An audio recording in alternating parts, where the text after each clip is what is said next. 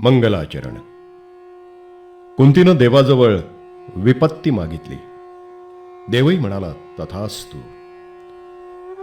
त्या देवदत्त दानानं विश्व भावसमृद्ध झालं आहे. वेदनेचा जय जयकार असो. वेदना उपलब्ध झाली नसती तर मानवानं सुख कसं भोगलं असतं कोण जाणे. ही कुणा एकाची भ्रमणगाथा. हा कुणी एक स्वतःच्या आणि दुसऱ्यांच्या सुखदुःखांचा साक्षी होता. गोपाळ नीलकंठ दांडेकर. कुणा एकाची भ्रमणगाथा. वाडीत एक झोपडी उभी आहे. तिची अस्मिता आता अंधारात मिसळते आहे. ते पलीकडे एक कोल्ह हळूच वाडीत शिरतंय, इकडे तिकडे बघत. क्षणभर दबकून ते माझ्याकडे पाहताय. जा मित्रा, खुशाल वाडीत शिर. मी नको म्हणायचं नाही. तूही तर देवाघरचा जीव आहेस. खाल्लंस एखादं कलिंगड तर काही बिघडायचं नाही. माझ्या मनीचे भाव त्याला कळले असावेत. ते आत शिरलंय. हळूच पाऊल वाजू न देता शिरतं आणि वेलांच्या दाटीत हरपतं. नंतरचं मला दिसत नाही. अंधार दाट होत चालला आहे. नर्मदा मैयाच्या पाण्यावर काय तो अंधुक प्रकाश अवशेष रूपानं तरंगतोय. पण हळूहळू तोही नाहीसा होईल. सगळं एकाकार होईल. मनही एकाकार होऊ लागलं आहे. धावायचं थांबतंय. निरंजन एकाकृती. उपाधिशून्य. भैया. भानावर आलो. दुसरी हाक. भैया. हा व्रज आहे. म्हटलं काय रे, मी हा इथे आहे. व्रज आणि सुखलाल दोघेही जवळ आले. व्रज बोलला, इथं काय येऊन बसलात भैया? उगीच. हे पलीकडे तर शमशान आहे. असे ना का? तुम्हाला भीती नाही वाटत? कसली? शमशानाची. स्मशानात काय असतं रे भिण्याजोगं? त्यांना उत्तर सुचलं नाही. सुखलाल म्हणाला, भैया आज आम्ही तुम्हाला खूप शोधलं. मी म्हटलं कुठं कुठं? घाटावर, पलीकडे, हनुमानजींच्या देवळात, तिकडे. का शोधलत? मी तर येणारच होतो ना इतक्यात. दिदी किती घाबरली होती. तिने काही मुलांना बनचारीजींच्या बागेकडे सुद्धा पाठवलं आहे. बनचारीजी? भैया तुम्हाला माहीत नाही? उत्तरेला बोरींची एक बाग आहे. तिथं बनचारी महात्मा राहायचे एका बोरीच्या झाडावर. झाडावर? हो, झाडावरच त्यांनी लहानशी कुटिया बांधली आहे. अरे वा, एकदा पाहिले पाहिजे जाऊन. जाऊयात की भैया. तेवढ्यात ब्रज बोलला, भैया चामुंडेसरला चालाल का? आम्ही दरवर्षी याच दिवसात जातो. सुखलालनं म्हटलं, हा हा, आज बदी सप्तमी, एकादशीला जातो नावेत बसून. नावेत? हो, इथून 8 कोस आहे. संध्याकाळी नावेत बसलं की पहाटे उतरायचं. दिवसभर राहायचं. संध्याकाळी निघालं की दुसऱ्या दिवशी परत. याल ना? व्रज म्हणाला. पण यंदा कसं जाणं होईल? मी विचारलं. का रे? बाब्बाजी नाहीत आणि तुम्ही आजारी आहात. आम्ही घाट चढू लागलो होतो. चढ काही फारसा मोठा नव्हता, पण तेवढ्यानंच दम लागला. एकूणच आजारानं बराच अशक्त झालो आहे. दोघेही पुढे धावले. गोंधळ करीत त्यांनी दिदीजवळ फुशारकी मारली. दिदी दिदी सापडले. कुठं? स्मशानाच्या अलीकडच्या टरबुजांची वाडी आहे ना, तिथं. यशोदा दारात उभी राहिली. मी दिसताच हात जोडून म्हणाली, हात जोडले तुम्हाला? हो, ते तर दिसतंच आहे, पण का? तिथं जाऊन बसला होतात ना? तिथं म्हणजे कुठं? मैयाच्या ताटाकावरतीच तर होतो. तुमच्याशी बोलणं कठीण आहे. अजून पुरतं बरंही वाटलं नाही आणि सांगून तरी जायचंत ना. तू परवानगी दिली असतीस? यशोदेला उत्तर सुचेना. ती गोंधळलेली पाहून हसून म्हटलं, चिंता का करतेस इतकी? मला कोणी खात नाही, पण आता बाहेर जाताना तुला विचारून जाईन.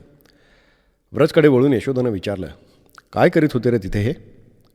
कोण जाणे, एकटेच होते की? मी उत्तर दिलं, मग एक कोल्ह होतं. माझी अनुज्ञा घेऊन कलिंगडाच्या वाडीत शिरलं. यशोदेनं पुन्हा हात जोडीत एक लांब उसासा सोडला. त्याच्या मागोमाग स्वयंपाकघरात जाऊन पाटावर बसत म्हणालो, यशोदे, कुण्या कवीनं म्हटलं आहे की आपुलकी प्रसूत झाली आणि चिंता जन्मली. म्हणजे असं बघ की अनेक ठिकाणी राहावं लागलं आहे मला. स्मशानं, पाणवठे, चिंचाची बनं, आमराया. त्यावेळी तुला चिंता वाटली नाही. आता परिचय झाला आहे, तुला छळला आहे, सेवा करायला लावली आहे, तर आता मात्र कुठं संध्याकाळी नर्मदा तटाकी जाऊन बसलो तर तू लगेच घामाघूम झालीस. यावरही यशोदेनं उत्तर दिलं नाही. खाली मान घालून आटा मळू लागली. तिच्याकडे पाहत बसून राहिलो. तिच्या केसांची एक बट कपाळावर आली होती. आटा मळताना तिची हालचाल होत होती, त्यामुळे ती बट थेट डोळ्यावर आली. यशोदा खरकट्या हातानं ती सावरू गेली. एकदम तिचं लक्ष माझ्याकडे गेलं. अचानक पकडलं गेलं होतं मी. ती काय बोलणार त्या आधीच गडबडीनं म्हणालो, मी येऊ का रोट्या करायला? तुम्ही? बघ तर खरी, कधी केल्या होतात का? तर गुरुजींकडे असताना मीच स्वयंपाक करत असे. आता गुरुजी कुठे आहेत? त्यांनी संन्यास घेतला. यशोदेला एकदम हसू आलं. ते दाबत ती म्हणाली, मला वाटलंच होतं. काय? त्यांना संन्यासच अधिक बरा वाटला असेल. कशापेक्षा? नाही, तुमच्या हातचा स्वयंपाक. गदागदा हसत म्हणालो, मी एखादा पुराणकालीन सम्राट असतो ना तर काय केलं असतं? या कोटीबाजपणाबद्दल तुला एखादा अग्रहार बहाल केला असता. रामाधारजींची एक छत्री होती, पांढऱ्या कापडाची, 16 काड्यांची. दुसऱ्या दिवशी दुपारी यशोदा तिचं उसवलेले टोक शिवीत बसली होती. वामकुक्षी संपवून खाली उतरलो. म्हटलं, हे काय करतेस? दातांनी दोरातोडीत यशोदा मिश्किलपणे म्हणाली, बब्बा कधीकधी बिरबलाची गोष्ट सांगतात. त्याला आंधळ्यांची गणती करायची होती. हसत म्हणालो, मला दुसरी एक शानदार गोष्ट माहिती आहे. सांगा की. काशीचा रस्ता घरावरून जातो असं एकाला सांगितलं तर तो लगेच घरावर चढायला शिडी शोधू लागला. तुमचं बोलणं नाही उमगलं? मुळीच नाही. उद्यापासून तुझ्याकडून पाठशाळेची अध्यापकी काढून घेऊन त्या जागी मला बसायला हवं. यशोदा एकदम लगबगीनं बोलली, भैया तुम्हाला माझी शपथ आहे. कसली? आपला शब्द फिरवू नका. पोरी सुरी खेळताना एकमेकांशी शपथा घालतात. काकुळतीनं माझ्याकडे पाहत यशोदा म्हणाली, खरंच राहा ना भैया इथे. म्हणजे काय होईल? बब्बा आता म्हातारे झाले आहेत. पाठशाळेचा भार घ्या की तुम्ही. माझी परिक्रमा ती पुरी व्हायला हवी आहे असा तर तुमचा आग्रह नाहीच आहे मुळी. असं कोणी म्हटलं? वा, तुम्हीच तर परिक्रमेला पायपिटी म्हणालात त्या दिवशी. पण पायपिटी करू नये असं तरी कुणाचं ठरलेलं आहे? काही दुसरा उद्योग नाही तर पायपिटीच सही. आणि पुन्हा आजारी पडलात तर? पडलो तर पडलो. या पाळीला तू यशोदा लाभलीस, दुसऱ्या पाळीला कोणी दसवंती भेटेल. खडा लागलेल्या पाखराच्या दिठेनं यशोदेनं माझ्याकडे पाहिलं. एक उसासं लपून ती छत्री शिवू लागली. मी वर गेलो. काही उद्योग सापडेना म्हणून नर्मदेकडल्या खिडकीत जाऊन बसलो. समोर एवढं थोरलं नर्मदेचं पात्र पसरलेलं होतं. पण दिठी कुणीकडे तरी आभाळात भिरभिरत राहिली. चाकव्यानं माणसाला धरलं की माणूस सैरभैर होतो. त्याला दिशा ओळखेनाशा होतात. वारंवार चक्कर मारूनही शेवटी तो तिथंच येतो जिथून निघाला होता तिथे. मला चकव्याची बोलावण तर झाली नाही ना? ही आसक्ती चांगली नाही दोन्ही पक्षांना. त्यामुळं कुणाचंच हित होणार नाही हे दोन्ही पक्षांना स्वच्छ कळतं आहे. तरीही एक दुसऱ्याला गुंतवू का पाहतोय? दुसरा पहिल्याचं बंधन तोडून निघून का जात नाही? जायला हवं हे कळत असूनसुद्धा तो इथंच का पाय रोवतोय? बुद्धी कुणीकडे तरी भटकत राहिली. चकवा चकवा आणि फक्त चकवा. ती एक रात्र 8 वर्षापूर्वीची. माझा एक लंगोट्या साथी आणि मी दोघं कोकणात निघालो होतो. एका गावी त्याचा सप्ताह ठरला होता. तिथं जाण्यासाठी मोटारीत बसलो. मोटारीत 26 माणसांची जागा आणि बसलो होतो जवळजवळ 60 माणसं. सगळे घामानं निथळत होते. घाम पुसायला सुद्धा हात हलवता येत नव्हता. केवळ माणसांचंच नव्हे, भरीला 3 बकरे आणि 2 मेंढरंसुद्धा. मोटारीतून उतरलो तेव्हा अंगपार आंबली होती. मित्राला म्हणालो, काय रे गड्या, कसं कसं? तो खेड्याकडे पावलं वळवीत म्हणाला, कसं काय? गाव जवळ आहे, 5-7 मैल. अरे पण संध्याकाळ झाली आहे आणि भरूनसुद्धा आला आहे बघ. येऊ दे रे, आपण काय वाहून जात नाही. फार कोसळायला लागला पाऊस तर थांबू एखाद्या झाडाखाली. पण वाट माहीत आहे ना? तर गेलो होतो की एकदा. त्या तेवढ्या दिशा ज्ञानावर भरवसून आम्ही दोघे निघालो. डोंगराच्या दाटीत आणि सागा आंब्यांच्या रानामध्ये.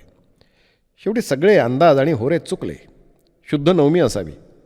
एकदा चंद्राचा मुखवटा दिसला. त्याच्या विश्वासावर आम्ही पावलं उचलीत चाललो. नागलीची आणि भातांची शेतं ओलांडीत. थोड्या वेळात सपाटी संपली. टेकड्यांनी भरलेलं रान सुरू झालं. चहूबाजूंनी काळोखी दाटू लागली. एव्हापर्यंत आकाशाचा अर्धा भाग काहीसा मोकळा होता. अधूनमधून मुठभर चांदण्या लुकलुकत होत्या. पण नंतर त्याही हरपल्यावर सगळं आकाश अंधाराच्या रंगाचं झालं. एकांकार. गडगडणं सुरू झालं. आकाश मोकळं असलं की गडगडाट तेवढा जाणवत नाही. पण चारी वाजवा बंद असल्या की जो ध्वनी आकाशातून निसटतो तो भुईवर आदळतो. सगळ्या धरित्रीला हादरे बसतात. तशी ती टेकड्यांनी भरलेली धरती हिंदकळायला लागली. विजा चमकू लागल्या. एवढं त्यातल्या त्यात एक बरं होतं. लक्क झालं की जोडीदार जागच्या जागी थापकायचा. वाट निहाळायचा. पुढे चालू लागायचा. त्याच्या मागोमाग मी. अंधारात पायांना डोळे फुटतात. खाचा खळगे बरोबर कळतात त्यांना. माझी सगळी बुद्धी पायांच्या आसऱ्याला आली होती. अचानक साथी थांबला. मी विचारलं, काय रे? ते बघ. कुणीकडे? उजवीकडे. पाहिलं. दृष्टी स्तिमित झाली. केवढं भव्य दर्शन होतं ते. आकाशात दाटलेल्या काळोखाला जणू पारंब्या फुटल्या होत्या. पारंब्या नव्हे, सोंडा. त्यांच्या वाटे तो खाली झरू लागला होता. तसं पाहिलं तर चहूकडे अंधारच अंधार कोंदाटला होता. पण त्या कभिन्न अंधारातही त्या सोंडा स्पष्ट दिसू शकत होत्या. त्या रूपानं रुद्र साकार झाला होता. त्याला नमस्कार केला. आकाशातून या अमित जलधारा कोसळत आहेत की या जलधारा नाहीतच, गंगात शतधा फुटून खाली कोसळते काही. आणि मग भगीरथ कुठे आहे? सागरपुत्र कुठे आहे? तेवढ्यात जोडीदारानं हात दाबला. विचारलं, का रे? घोगऱ्या आवाजात उत्तर आलं, बहुधा वाट चुकलो आहोत.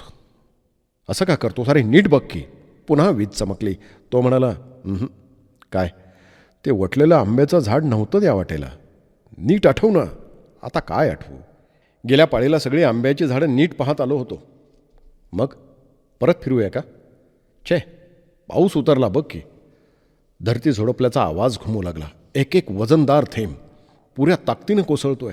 तो खाली उतरताच धरतीला जणू भोग पाडतोय. राप राप राप. या वेगवेगळ्या आघातांचा मिळून एक ध्वनी. पुन्हा त्या एकत्वात अनेकत्व. अनेक ध्वनी कानांना स्वच्छ जाणवत आहेत. ते आमच्या भोवती वाजू लागले आहेत. थेंबाची उतरण कळू लागली आहे. डोक्याला, कानांना, तोंडाला, छातीला. काही वेळ तो मार बरा वाटला. अंग सुखावलं. पण मग ते सजग होऊ लागलं. प्रत्येक थेंबाचा घाव उमटताच आत प्रतिक्रिया होऊ लागली. आघात होताच प्रत्याघात. पाऊस जाणवायला लागला. तेवढ्यात वीज चमकली. दिशा व्यापून असलेल्या त्या घरांच्या आड एक झाड दिसलं. भलं थोरलं, आंब्याचं. म्हणालो, चल. कुठे? त्या झाडाखाली. दोघं झाडाकडे निघालो. पायांना कळत होतं की पावसाचा मार जबरा खराच, पण धरित्रीनं तो लिलय झेललेला आहे. ती काही क्षतविक्षत झालेली नाही आहे. उखळलीही नाही. कोकणातली टणक जमीन ती. तिनं तो जळभार ताकदीनं उचलला आणि पलीकडे झुगारून दिला आहे.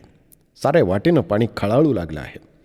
दगडधोंड्यातून वाट काढीत झाडाच्या आस्त्र्याला गेलो. खोडाला टेकून दोघेही एकमेकाच्या अंगाला अंग घाशीत उभे राहिलो. लंगोटी आणि गुडघ्यापर्यंत गुंडाळलेलं तरट हा एवढाच आमच्या दोघांचा वेश. डोक्यावर अपार वाढलेली केसांची झुलपं. त्यातून पाणी झरत होतं. कपाळावर, डोळ्यांच्या पापण्यावर, गालावर, हनवटीवर. नाकाच्या दांड्यावरून वाहणारी धार तोंडात शिरत होती. झाडाखाली उभे राहिलो. पावसाचा जोर बळावला. विजा आणि गडगडाट थांबला. नुसत्या जळधारा. जणू शतशत धारांनी आकाश गळतंय. थेंबातला पहिला आवेश कमी झाला, पण त्याचं वजन वाढलं. संत, लयबद्ध, अविरत गतीनं भल्या सपाट्या थेंबाच्या रूपानं आभाळ झरू लागलं.